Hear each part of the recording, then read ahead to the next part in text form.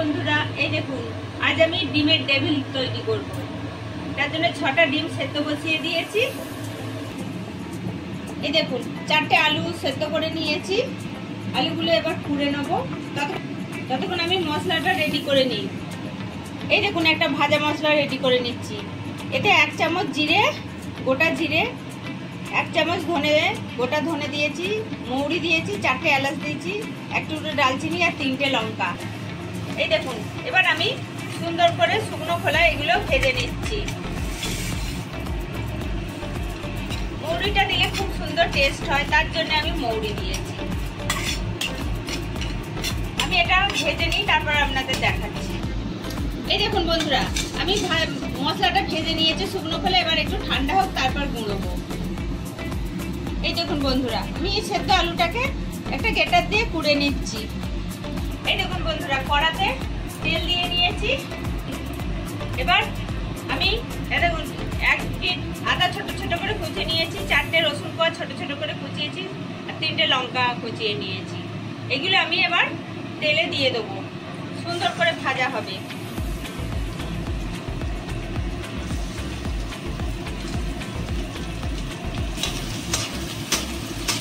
এই দেখুন সুন্দর করে একটু ভাজা হোক, তারপর আমি পেঁয়াজ দেবো। এই দেখুন 2টো বড় পেঁয়াজ ছোট ছোট করে কুচিয়ে নিয়েছি।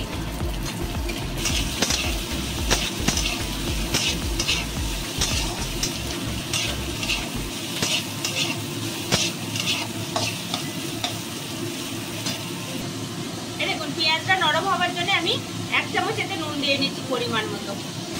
এই দেখুন বন্ধুরা, পেঁয়াজটা খুব লাল করে ভাজবো না, আর একটুখানি ভাজবো বন্ধুরা। এবার একটা একটা করে আমি মশলা দিয়ে নিচ্ছি। এই দেখুন 1 চামচ হলুদ গুঁড়ো, 1 চামচ জিরে গুঁড়ো, এই দেখুন 1 চামচ চাট মশলার গুঁড়ো, কালারের জন্য লাল লঙ্কার গুঁড়ো। এই দেখুন বন্ধুরা, যে মশলাটা ভেজে রেখেছিলাম সেই মশলাটা পুরোটা খানিকটা দিয়ে নিচ্ছি। এই দেখুন 2 চামচ মতো মশলাটা দিয়ে নিলাম। এবার সব মশলা সুন্দর করে ভালো করে কাঁচা গন্ধ যাতে না বেরোয় ভেজে নেবো।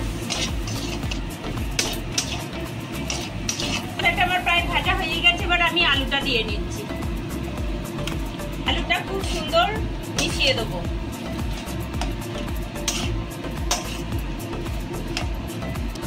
এই দেখুন সব মশলার সঙ্গে আলুটাকে ভালো করে মিশিয়ে দিচ্ছি। এতে পরিমাণ মতো নুন দেয়া আছে, তাও একবার চেখে দেখতে হবে যে নুনটা কিরকম হয়েছে।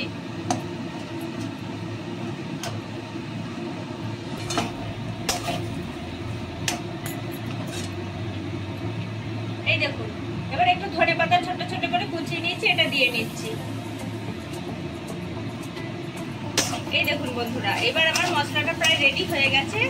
এবার আমি নামিয়ে নেব। ধনেপাতাটা একটু মিশিয়ে নিই এর সঙ্গে সুন্দর করে। বন্ধুরা আমি মশলাটা এবার নামিয়ে নিচ্ছি। বন্ধুরা পাতলা করে চাড়িয়ে দিচ্ছি, দিয়ে এবার এটা ঠান্ডা হোক, তারপর আপনাদের দেখাচ্ছি। ডিমটাও সেদ্ধ হয়ে গেছে, ডিমটা এবার একটা একটা করে ছাড়িয়ে নেব। দেখুন বন্ধুরা, ডিমের খোসাগুলো ছাড়িয়ে নিয়েছি। এবার ডিমগুলো মাঝখান থেকে একটুখানি করে কেটে দেবো। দেখুন সামান্য করে কেটে দিচ্ছি।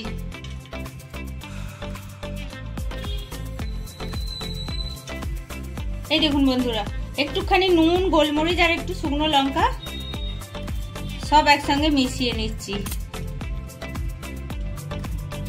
এই দেখুন এটা যে কেটে নিয়েছি এর ভিতরে একটুখানি করে দিয়ে দেবো, যাতে খুব সুন্দর টেস্ট হয়।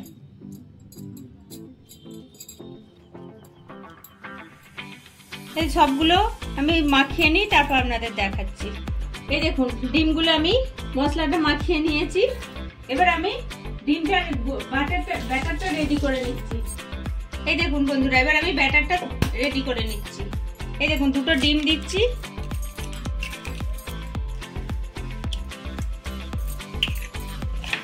এই দেখুন সামান্য গোলমরিচের গুঁড়ো। এই দেখুন এতে পরিমাণ মতো নুন, আর এই দেখুন 1 চামচ কর্নফ্লাওয়ার দিয়ে নিচ্ছি, আর একটুখানি দেবো, দিয়ে খুব সুন্দর ফেনিয়ে নেবো। দেখুন সবকিছু সুন্দর করে মিশিয়ে নেব।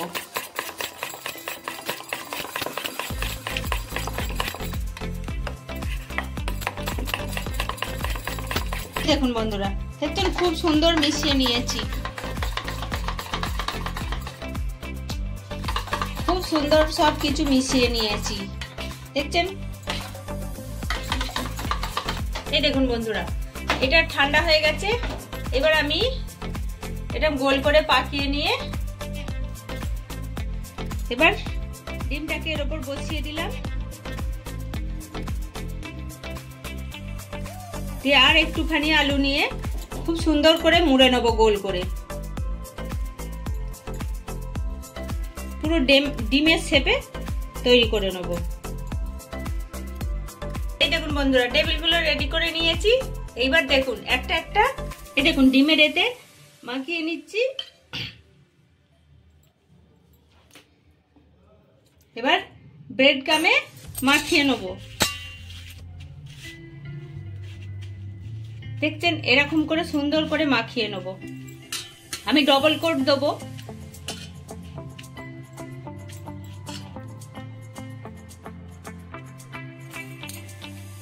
এই দেখুন আরেকবার দিয়ে নিচ্ছি ডিমের ব্যাটারে। এবার এটা সুন্দর করে মাখিয়ে সব কটা আমি রেডি করে নিই। এরকম স্টোর করে আপনারা রেখে দিতে পারবেন, যখন ভাজার ইচ্ছা হবে তখনই ভেজে খেতে পারবেন।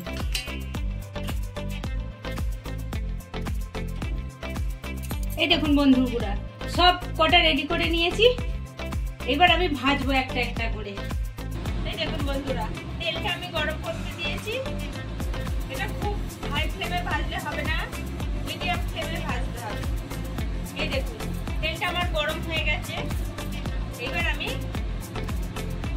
লো ফ্লেম করে দিচ্ছি।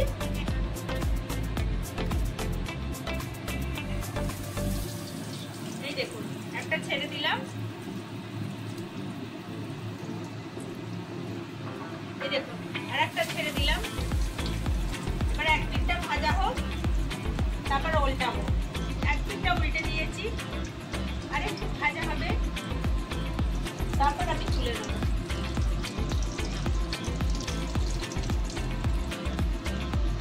এই দেখুন বন্ধুরা, এটা ভাজা হয়ে গেছে। এবার আমি তুলে নিচ্ছি। এই দেখুন বন্ধুরা, আমি তুলে নিলাম। দেখছেন কত মজমজা হয়েছে। এবার বাকিগুলো আমি ভেজে নিচ্ছি, তারপর আপনাদের দেখাচ্ছি।